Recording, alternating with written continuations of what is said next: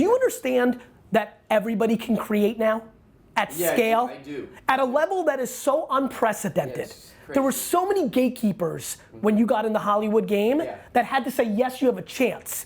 Now we all have a chance, and yet people are still not making content to live their happiest and dream-filled life out of an anonymous comment that says they're ugly.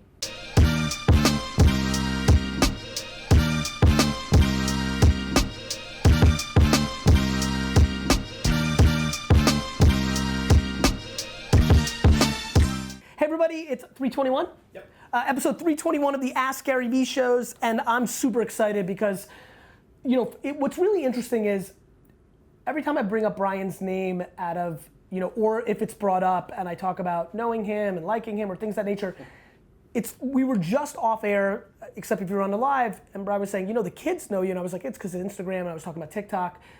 There are certain humans that go around Earth that have admiration from different sectors. Truly the people that I most admire for their creativity in storytelling that are my contemporaries, friends, acquaintances, if Brian's ever brought up their reaction to you and how they admire you and your storytelling capabilities is reminds me of what like a 17-year-old like flipper of eBay feels about me. So it's a fun way to start. So everybody, Brian is here. I'm gonna let him introduce himself like I always do, and then we're gonna get into a conversation about why he wrote a book considering where he's at and what he felt he wanted to say. And then we'll take a call from Instagram, so put your phone numbers in. Katie will grab that. But Brian, for the couple of people that don't know who you are on this podcast, please tell them who you are and what you're about. Okay. My name is Brian Grazer. I accidented into the media business, into the storytelling business. It wasn't a plan. I didn't really know much about movies or television at all. I grew up very, very, very middle class in a little cul-de-sac in Sherman Oaks. And now all of a sudden... And real quick, because I love to jump in and they're going to be mad at me for cutting you off already. What did you play as a 6 to 13-year-old? Like what kind of kid were you? Were like sports? Were you drawing? Sports. Were you selling? Were you lemonade stands washing cards? Oh, yeah. Oh, I didn't do lemonade stands. I would sell magazines, all types. Life magazine, National Geographics, like lots of other kids. Baseball cards. I did the Valley News and Green Sheet, which was a newspaper, voluntary payment. I was literally delivering papers to get no payment, zero. So you'd have to knock on the door and go, hi, my name is Brian Grazer. I deliver your Valley News and Green Sheet. I know it's voluntary, but would you consider paying me for the month? And I'd get like 50% of that. How much of that selling in that kind of environment do you think later helped you sell through ideas? Tom Hanks, when he learned I delivered the Valley News and Green Sheet, and because he is a master of all details, he said, this is the perfect thing. You're the perfect producer. That's what they have to do. Sell, sell, sell, sell, sell, knowing they're always going to get baseline no. How are you going to treat that? And I used to say, as a producer, no to me is just a temporary point of view. I'll soon change that. I love that. So you were that kind of kid. So you played sports, you sold stuff. I played sports, I sold stuff, I had multiple paper outs that I just said. I was a champion for the underdog, always. Probably because I felt like such an underdog in the classroom itself. So in the classroom, I had acute dyslexia. I couldn't read a word. So I couldn't read a sentence. None of the words lined up, cohesively or sequentially.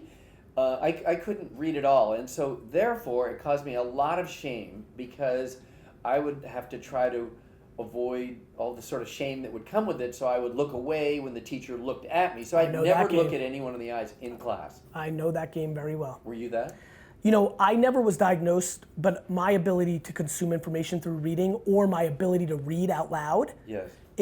If you asked me right now to walk across the street to go to Madison Square Garden and talk in front of 35,000 people on a dime, I would do it so easily. If you asked me to read the back of this Ken Griffey Jr., but like literally sitting here right now and saying Don Drysdale pitched the first no-hitter for the, like that is like not comfortable for me. I understand. So I very much understand that. And back to your point, never wanting to get called on since I knew no answers to anything, nor did I ever want to read in class, was something I mastered as well. Yeah, so probably you did things like invent having to go to the bathroom when you knew it was coming at you? Question. I invented everything to avoid. Okay, so we did it all. We did all the same stuff. Not going to school at all, like being homesick because I knew there was an unavoidable situation, like the big test.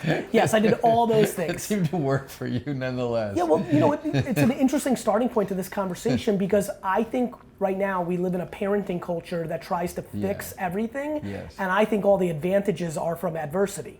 Yes, me too. Totally agree. There's a lot of people watching right now that, listen, everyone has their strengths, weaknesses, shortcomings, happinesses, but like professionally, you and I have had nice runs. Yeah. And I genuinely think a whole lot of that has to do with not being good at school. For sure. I agree with you. Period. Because it causes us to be self-reliant. We're kids now, and I have kids, they become disempowered. 100%. And you know what happens with disempowerment? Unhappiness. And what happens with unhappiness? You have no identity. Depression. And so everybody wants to blame social networks for all these bad things that are happening to kids without taking a look at themselves of how we've completely made these kids completely not be accountable and need us for everything. Yeah, that's a really good point, because we kind of know that we're in this epidemic right now of loneliness and drugs and no human connection, all that stuff. But I never really focused it on the parental side. It's the answer, in my opinion. I think you're right. I think we have a contemporary parenting problem that tells children by our behavior that you're not capable. Yeah. Let me go take care of this. I'm going to run to school solving and yell problems for at your the kids. bully. Like, yes. Yeah. My wife, Veronica, who's sitting behind me, I see her. She says, unfortunately, I bet you do this too. I do this with my employees. When I see them, they go, I don't know how, or what do you do? I just go, I'll do it. I just do it. Do you do that? Or are you better than that? I don't do that, but I definitely create entitlement in different ways, which is I'm actually taking on the core pressures, which eventually, I had an interesting period in this company several years ago where I had to reset a little bit because I did create entitlement from not micromanaging, because I don't micromanage, I don't create a whole lot of accountability. We just lost a fortune. Andy texted me this morning that we lost a lot of money on this thing we sold, and I'm like, how's that possible? We were super profitable. And he's like the two people that were closest to it misjudged what we were doing with the people that were shipping with it. And like my reaction, and I was even because I'm really trying to be thoughtful about this. I'm like, man, what makes me awesome is I'm like, cool, next. Right. That's awesome. But at some other point, not creating radical candor to the people that are involved and being like, hey, I'm trying to find my balance and evolution because to your point, I'm just like, I got this, don't worry. It doesn't mean anything in the scheme of things, which can lead to entitlement. Yeah. What I don't do though, which is the nuance of where we got here, is I want the market to be the market. I don't handhold anybody about anything. I don't do I'll do this. I want them to do it, and I'm willing for the whole thing to burn to the ground so that they can understand that that's how it, and that's hard for a lot of people. Yeah, that would be hard for me. Yeah, that would be scary. I would like companies' projects. But it's good advice, by the way. I'm going to try it. I'll tell you what your advantage is. I'd rather have a major project completely fail and have it be my loss so that they understood that they couldn't do it, which is where I know exactly that's where you're going. That's where you're. What's cool about where you're at this point is setting it up from the beginning. Anyway, we're getting super sidetracked. Okay.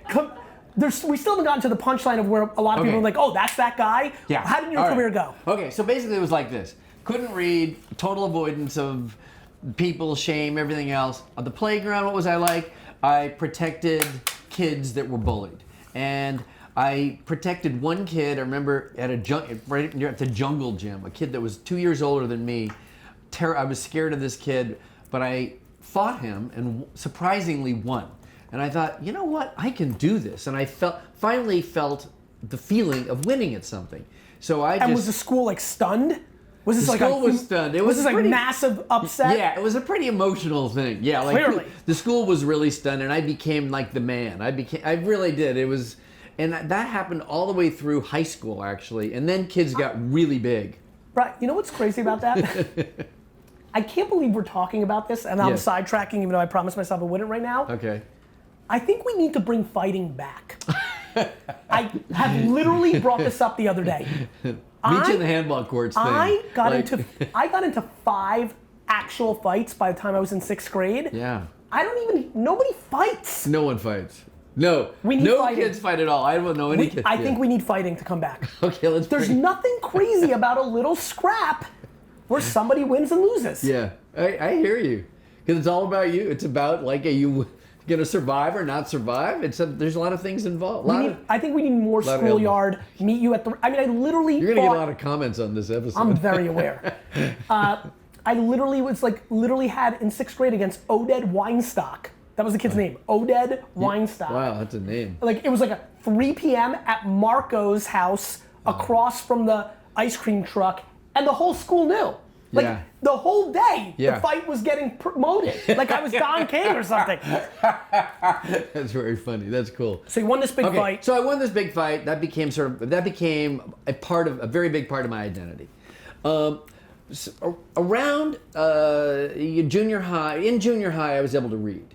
Not well, kind of like your trepidation about reading that baseball card. Anyway, I was able to read. So at that moment in time, I started really looking at people. I did just exactly the opposite. And I started looking at people and realizing, wow, I can learn so much more by actually looking at them. So not only am I reading some stuff, which would be kind of an ancillary sort of educational tool, but the real educational tool is like face-to-face communication.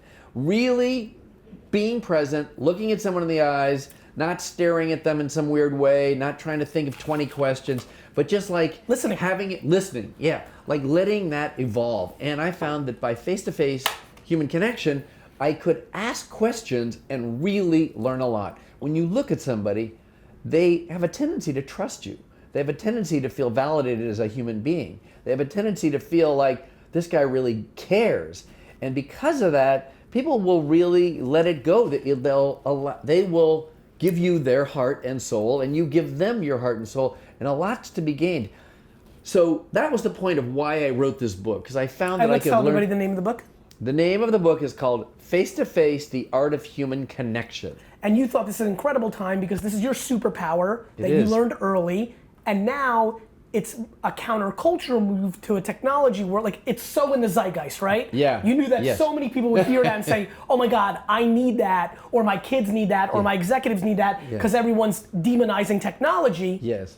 I think it's perfect timing. Yeah, I think they're so compatible. I mean, search is very compatible with human connection, because I don't think you should know nothing about somebody unless you're just meeting.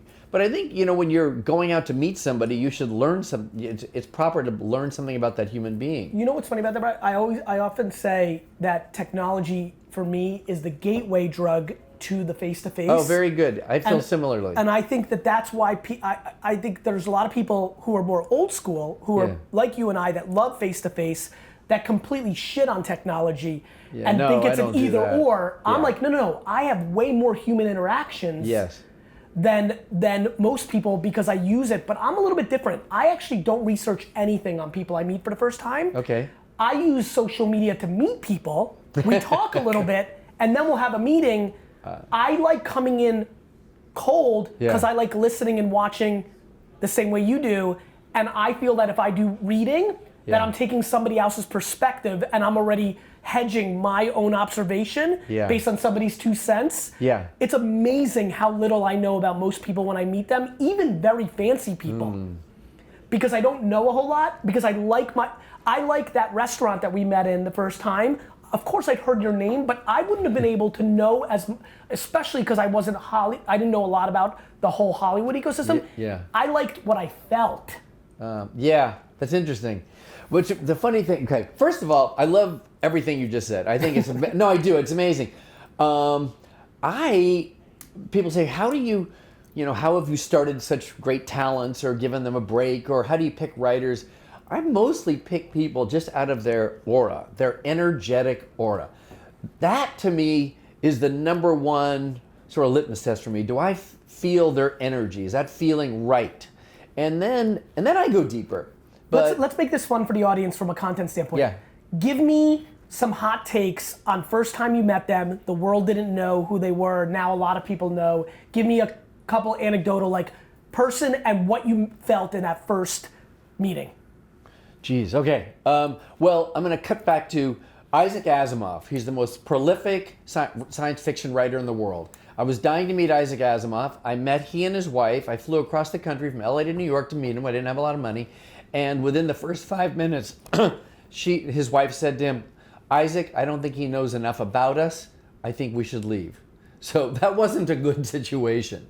But I learned, in my case, I love that. And so I learned, I probably should know, I think they might have detected a truth. They might have detected he doesn't know enough. And I'm probably radiated that. That was probably living within my aura. What was the context of the meeting? Well, the context was there was a point in my life for 35 years where I still do this every 2 weeks, reach out, do a cold call to meet somebody that's expert in anything other than what I do for a living. So it could be science, medicine, politics, religion, art forms, technology. What did they think when you reached out? Yeah. Why did they say yes from your perspective? Your perspective. My perspective is most people, when they're out of alignment, like their agendas are out of alignment with yours, they might just revert back to the fact, well, the guy makes big movies, and therefore it's possible they can enlarge my message. That's always sort of latent in me. You know where I'm going with this series of questions? No. The level of audacity to make that statement from her is I'm fascinated by. She did it though. It was no, I'm aware she did it. You just told the story. I'm always fascinated by the level of it's very audacious. It's very audacious. To say we're leaving. Correct. And for me, it stems from a seed of insecurity that leads to that audacious act. And I was more curious of what could have led to that. Right. What did she think you were extracting that, I don't know. I'm very fascinated by bad behavior is really interesting to me. Yeah, interesting. Because I am unbelievably empathetic to hateful people because the level of pain that is actually happening inside to get to bad behavior is extreme. Yeah. I think we hate on hate. Yes. And I'm empathetic to hate.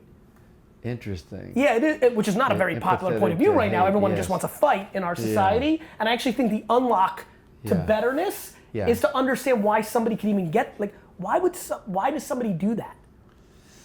The people that I've come across, and I came from a very Eastern European family, there's a lot of dynamics there. Yeah. The weakest seem the strongest. Mm-hmm. That seems like a power move by her.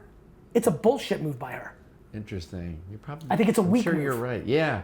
Well, you study a lot of things some things we overlap on, and that's interesting. Anyway, so you learned from that. You took that in a different way. So that was bad. Right. That was really bad. Yeah, it's always okay. Norman Lear, amazing. He just exudes. He's 98 years old. He exudes goodness. I met him 40 years ago when he was like the king of everything, and I just had lunch with him again last week. What about somebody that a writer or an actor or producer or whatever that this was their break, that you gave them the break, and what did you see in that moment? Bradley Cooper. Good, that's good. Let's go there. Okay, so check this out on Bradley Cooper, because he's such a big deal now. Right. I mean, he's a Oscar nominated everything. Anyway, Bradley Cooper. Motherfucker can sing. I mean, he can do anything. So Bradley Cooper. He's uncomfortably handsome. Let's just get to the punchline. So go ahead. It was at least 15 years ago. But he remembers this super well. He brought it up to me only just recently. But basically, he was late to a meeting with me, and he thought, Brian Grazer, I can't be late. Of course. He's out of breath. He's starving. He's in my office. I could tell he's hungry because I was eating in. He was supposed to be eating. I'm eating a tuna fish sandwich, a giant one from Nate and Al's, and I say, why don't you eat half of this? He goes, no. I insist. He goes, all right, thanks. He gobbled it up bang. Yeah. Now, smash cut, he's Oscar winning everything. What did you feel in that meeting? I just felt like it was the humane thing to do. He wasn't No, not from your perspective. I apologize. Oh, sorry. What did you take from it? I think this kid's got something, or he said something interesting, or who introduced you was interesting, and you were curious about that. I always think that's an interesting one. Somebody introduced me or made him heightened my awareness to Bradley Cooper. But had he been in that random Sex and the City episode yet? Oh my God. You like that? Give me something, D. D, give me something. I'm sneakier than people think. Jeez, you are I am sneakier than people think. How you can get that? Where does that come out? Where in your vocabulary? I am a weird dude. I pick up random shit. So I don't know. I'm sorry. You stumped me on that one. So that was one that you recall? Yeah, I just wanted to meet him because he was a good looking. How about you and Ron? Ron Howard, amazing. When did you guys meet? The reason I partnered with him, there was no evidence he could be a director, really. Right. There was like no empirical evidence. Right. I was just yelled out of my window. I was a producer. I was 27 years old. On the Paramount lot, I had just produced some really big movies for TV at 25. Like one was a 20-hour miniseries on the 10 Commandments.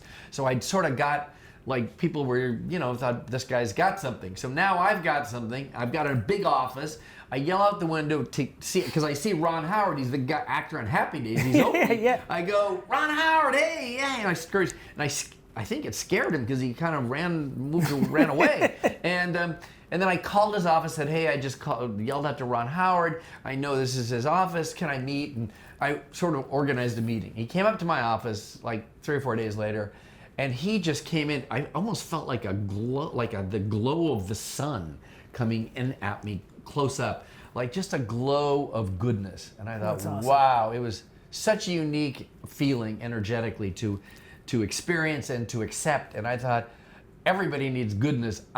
This is the guy I'm going to bet on. That's awesome. And he would tell it that way. And I bet on the right guy because he too became an Oscar-winning director, and he's so incredibly gifted. But neither one of us knew that much about each other at the time. Is the book out or it's coming out? The book comes out in, I think, the 17th. Of September. Of September, sorry, yes.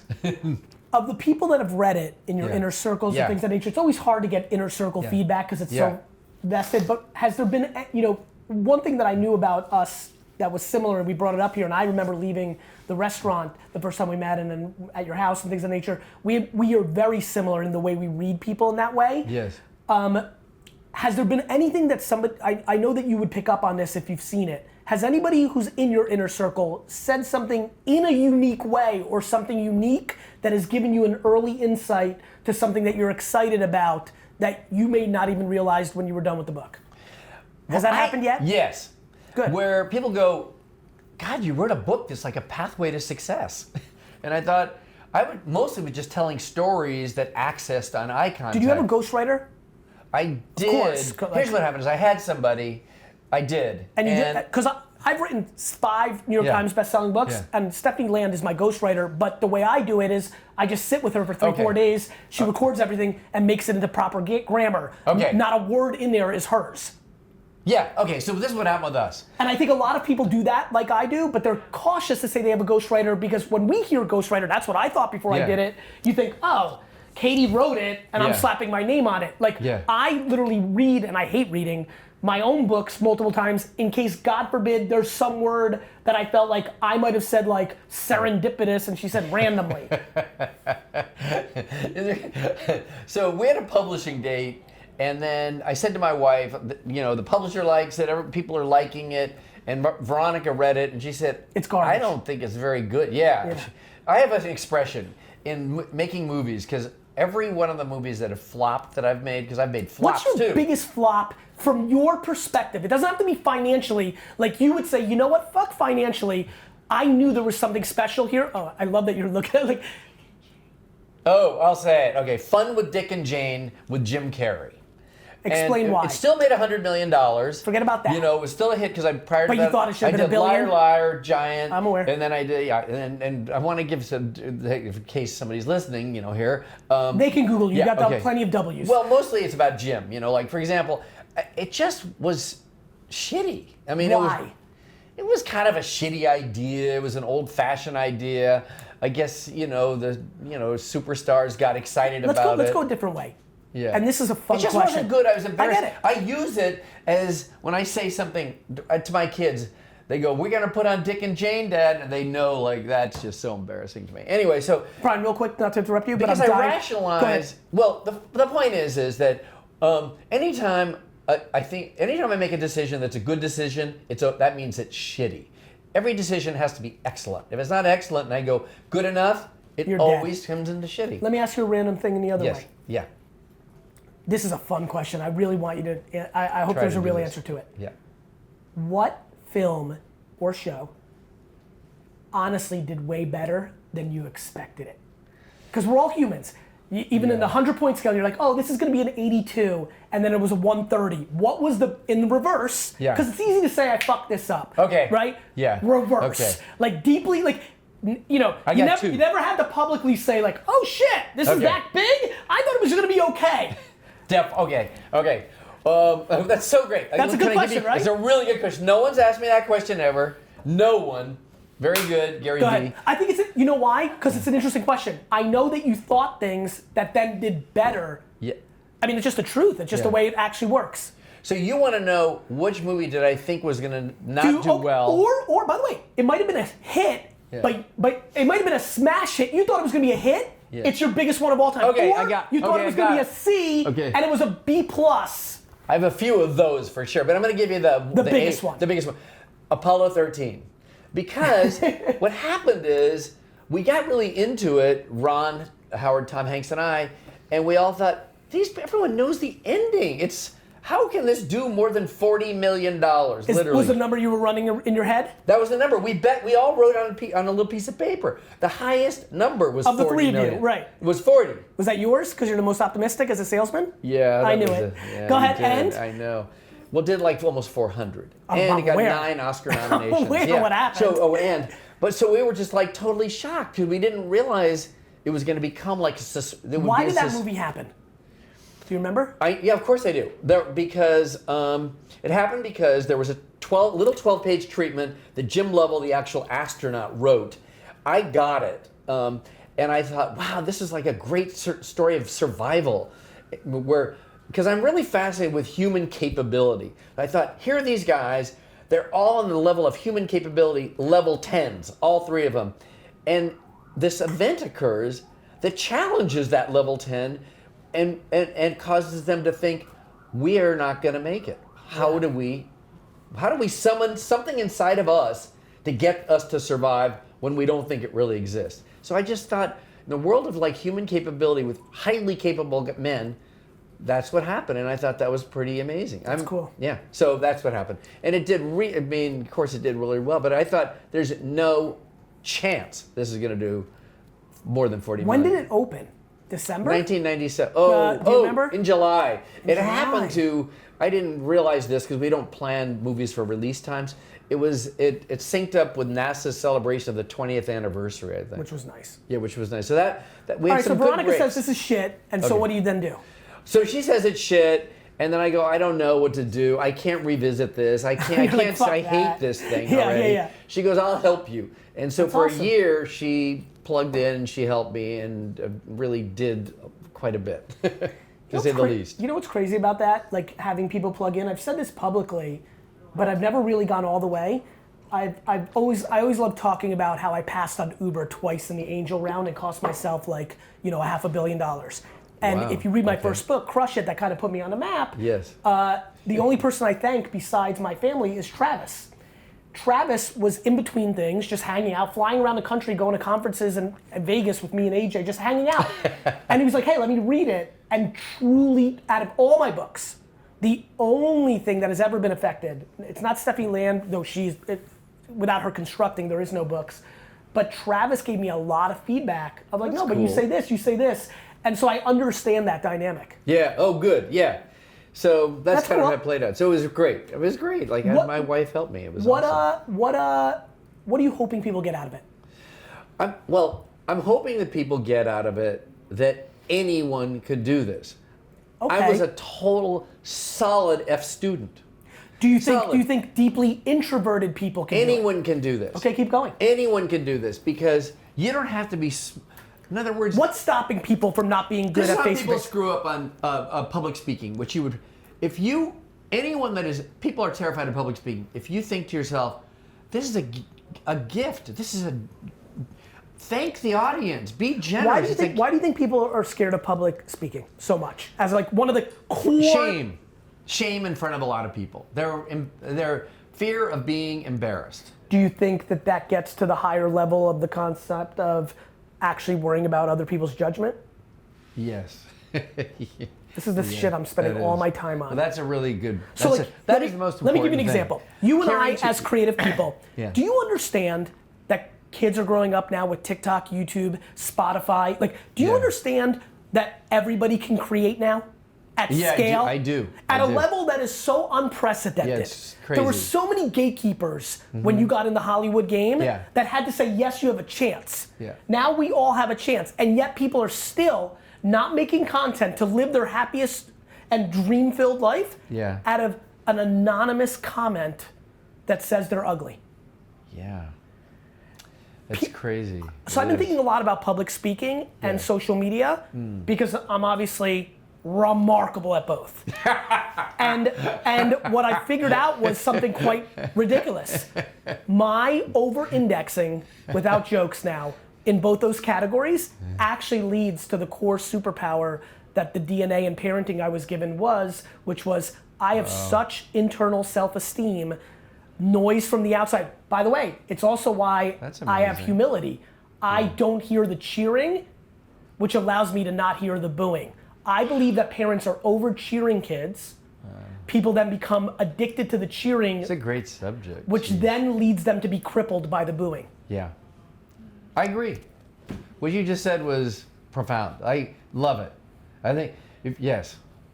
That's why the great ones in the media, our business, they go, I don't read the good ones, I don't read the bad ones, I don't read anything. The great human beings to me, the really self-actualized ones, they're the ones, it's like the way you just said. It's where you're not reliant upon external validation. And I'm hoping that people care more about their legacies because it leads to better micro behavior. Yes, it My does. depth of caring about what's said about me when I'm dead actually leads to me being a dramatically better human while I'm alive. Yeah. And most people are like, well, I don't care when I'm dead. Yeah. I do. They want the short term. But I term. think you and I share this. I think we're both pretty karma oriented. 100%. Because I definitely feel like you get the tip on the jump ball on everything if you're nice to people. The end. Because I think there is I love nothing. how you talk. No, but you know what's funny, it's Brian? funny. I actually think. The end. You know why? Because Tell me. to that point, Yes. I actually think the single most practical thing I know on earth is karma. Wow. And most people think it's the grayest, fluffiest. I agree with you though. It is singularly practical. Do the right thing. Be kind. It is so clear to me that that's how the world works. Just the physics of that works. I mean, it works that way for you, where the energy is working for you instead of against you. The wind's to your back. Not Final to thoughts. What do you want to leave everybody who's listening about this very entrepreneurial and creative crew, which I think really fits? Listen, by the way, this is a little bit tighter than I want it to be, so I think Brian and I are going to do this again. Great. For everybody who's listening, I'm going to give you guys a good point, something that I know my audience has not heard from me often.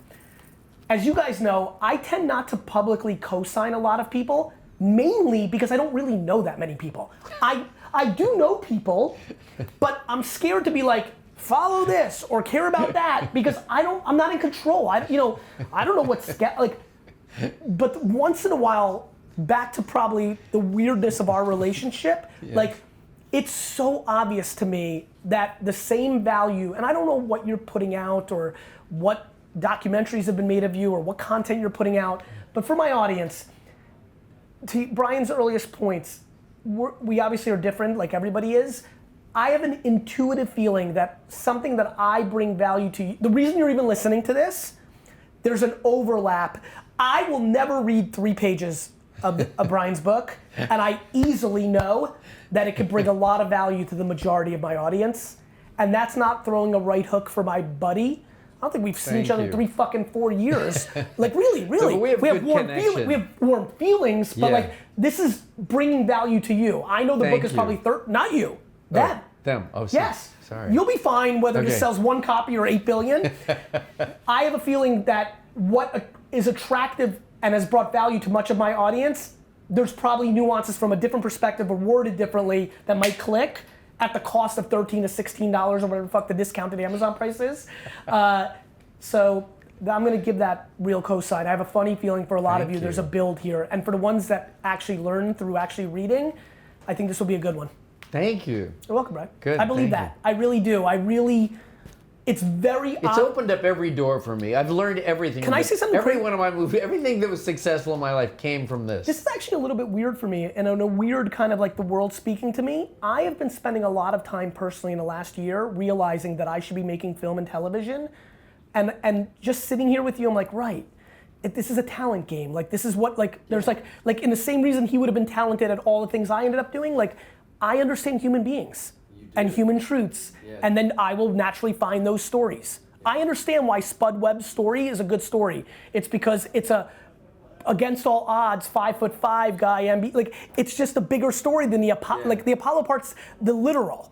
It's the gray. Yes. Yeah, it is. Blindside. The second I saw it, I'm like, this is gonna smash. A left tackle fucking football player. That's the stupidest pitch of all time. But the bigger story was obvious. It's why Star Wars is my favorite thing. It is the most universal fucking story, which is the fine line between good and bad is thinner than you think.